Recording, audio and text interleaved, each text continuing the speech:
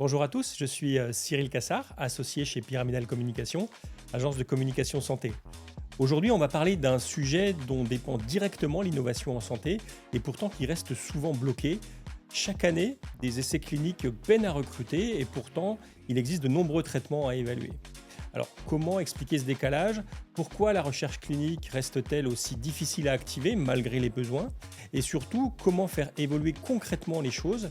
Alors, pour en parler, j'ai le plaisir d'accueillir le docteur Alexis Bourla, psychiatre à l'hôpital Saint-Antoine à Paris et cofondateur de Klein Research. Bonjour, docteur Bourla. Bonjour.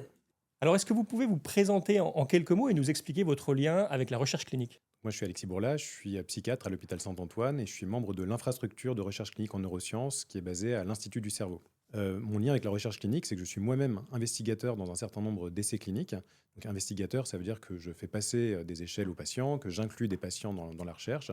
Les essais en question, ils sont soit financés par l'industrie pharmaceutique, c'est ce qu'on appelle les essais industriels, soit ils sont financés par des fonds publics, c'est ce qu'on appelle la recherche académique. Et en tant que médecin investigateur, justement, quelle est aujourd'hui votre principale difficulté que vous observez dans le recrutement des patients pour les essais cliniques? La principale difficulté, c'est le recrutement lui-même. C'est-à-dire qu'actuellement, on n'arrive pas à recruter des patients dans un grand nombre d'essais. Vous imaginez qu'il y a quasiment la moitié des essais cliniques qui n'arrivent pas à recruter leur objectif de patients.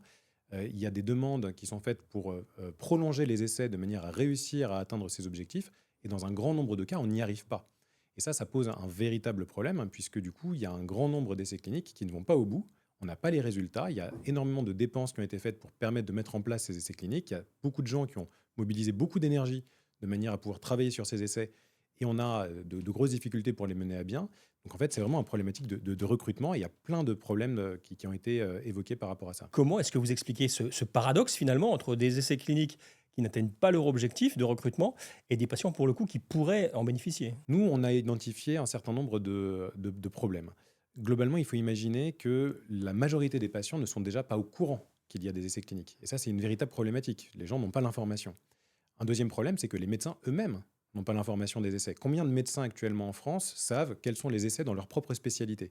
Ceux qui n'ont pas un pied à l'université ou qui n'ont pas un pied dans des services universitaires, ils ne sont pas forcément au courant, même Mhm. s'il y a des efforts actuellement qui sont faits justement pour diffuser l'information. Donc il y a un gros problème d'information. Le deuxième problème, c'est que le nombre de critères d'inclusion-exclusion pour rentrer dans un essai, donc les critères d'inclusion-exclusion, c'est les critères qu'il faut avoir pour pouvoir rentrer, ils ont été multipliés par 7 en 10 ans. Donc ça veut dire qu'il y a une complexité beaucoup plus importante qu'avant pour rentrer dans les essais. Et il y a un problème qu'on appelle de matchmaking. C'est-à-dire qu'il faut qu'on réussisse à trouver le bon essai pour la bonne personne de manière Mhm. à pouvoir lui permettre de rentrer dedans.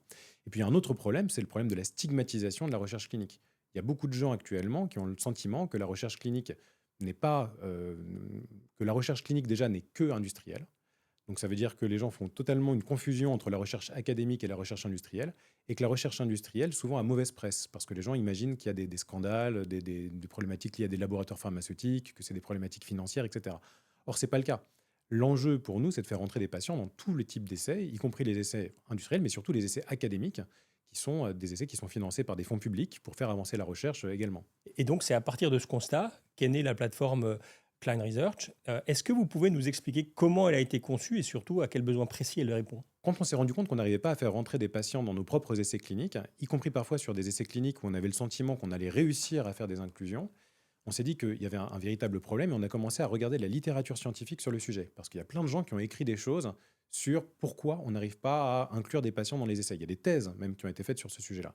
Donc on a fait une vraie étude de la littérature scientifique et puis après on a commencé à faire un audit auprès de tous les gens qui participent. Donc on a été interroger les CRO, qui sont les unités de recherche privées, on a été interroger les unités de recherche clinique, qui sont les unités publiques de recherche, on a été discuter avec les centres investigateurs, on a été discuter avec les laboratoires pharmaceutiques, on a vraiment essayé de faire un audit complet de la problématique de la recherche.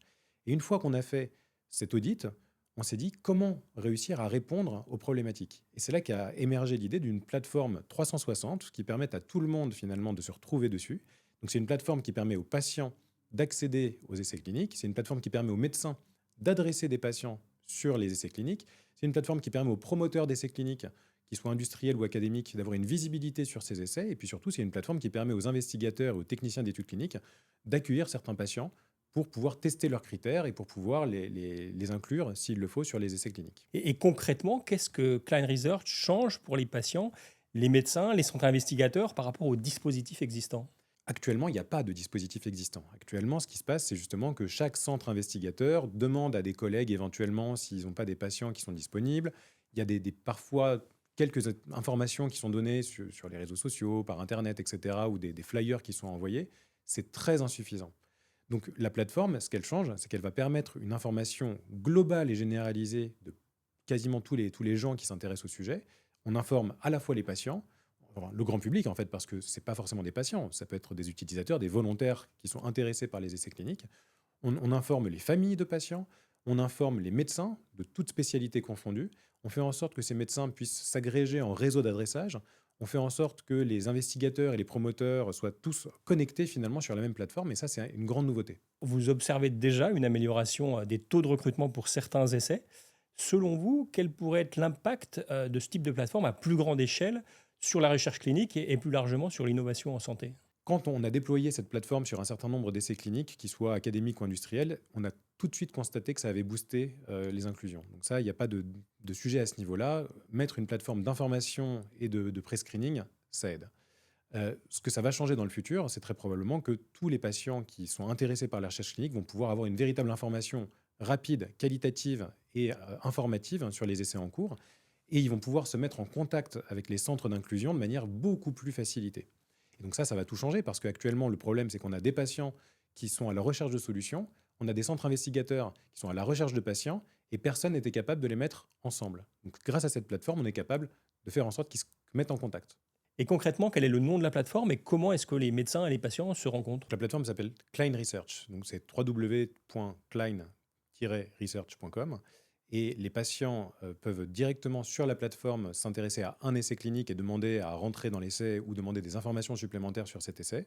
Et les médecins peuvent faire exactement la même chose. Ils peuvent contacter les promoteurs d'essais cliniques, ils peuvent contacter les investigateurs sur les différents centres. Un grand merci, docteur Bourla, pour cet échange.